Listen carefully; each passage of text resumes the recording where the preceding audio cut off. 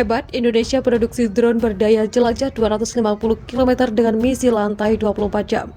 PT Dirgantara Indonesia bersama perusahaan konsorsium sedang mengebut pembuatan prototipe pesawat nirawak. Targetnya drone produksi Indonesia bernama Puna Elang Hitam ini bisa terbang perdana akhir tahun ini. Drone Elang Hitam adalah pesawat tanpa awak jenis medium altitude long endurance. Puna Elang Hitam target terbang perdana pada akhir tahun 2021, kata Direktur Utama PD DI Alfian Goentoro dalam keterangan resminya Selasa 31 Agustus 2021.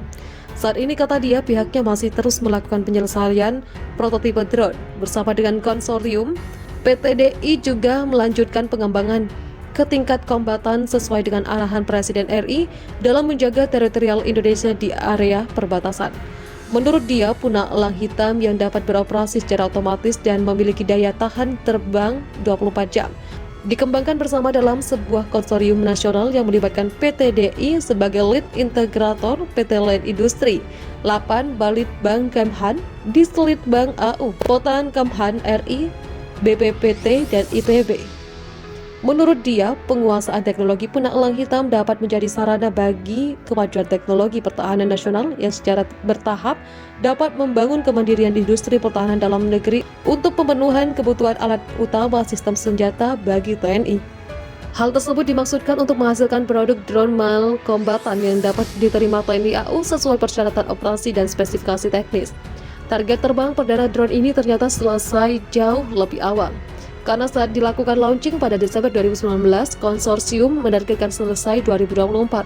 Saat itu drone ini didesain mampu terbang sejauh 250 km dengan membawa peluru kendali seberat 300 kg. Tak hanya itu, pesawat yang dikendalikan dari jarak jauh ini mampu terbang sejauh 250 km. Namun pesawat ini hanya mampu membawa beban sekitar 300 kg. Beban ini rencananya bisa dipakai untuk kebutuhan militer seperti membawa misil atau rudal. Pesawat ini memiliki lebar 16 meter, panjang 8,65 meter, dan tinggi 2,6 meter. Saat take off, pesawat bisa menggunakan landasan sepanjang 700 meter, sedangkan saat mendarat bisa pada landasan sepanjang 500 meter. Terbang perdana akhir 2021 drone tempur Elang Hitam lompatan teknologi Indonesia. Badan Pengkajian dan Penerapan Teknologi (BPPT) mengatakan Puna Elang Hitam yang merupakan pesawat udara nirawak jenis medium altitude long endurance sebagai lompatan teknologi masa kini untuk kemajuan Indonesia. Puna Elang Hitam merupakan upaya lompatan teknologi masa kini sebagai langkah menjangkau teknologi maju di masa depan menuju Indonesia emas di tahun 2045, kata Kepala BPPT Hamman Riza dalam keterangan di Jakarta pada Selasa.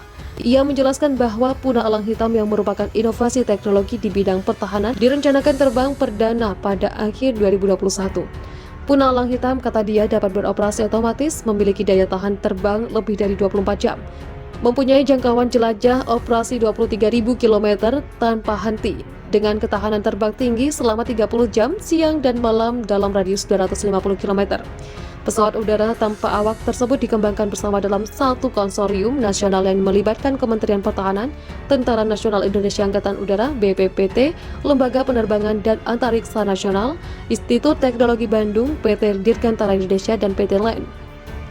BPPT ditunjuk sebagai koordinator prioritas riset nasional Puna Elang Hitam sesuai dengan Peraturan Menteri Ristek Dikti Nomor 38 Tahun 2019. Tujuan akhir dari konsorsium Puna Elang Hitam yakni mengakomodir kebutuhan alat utama sistem senjata TNI, khususnya drone jenis kombatan yang sekelas dengan drone canggih milik Turki, Amerika Serikat, dan Israel.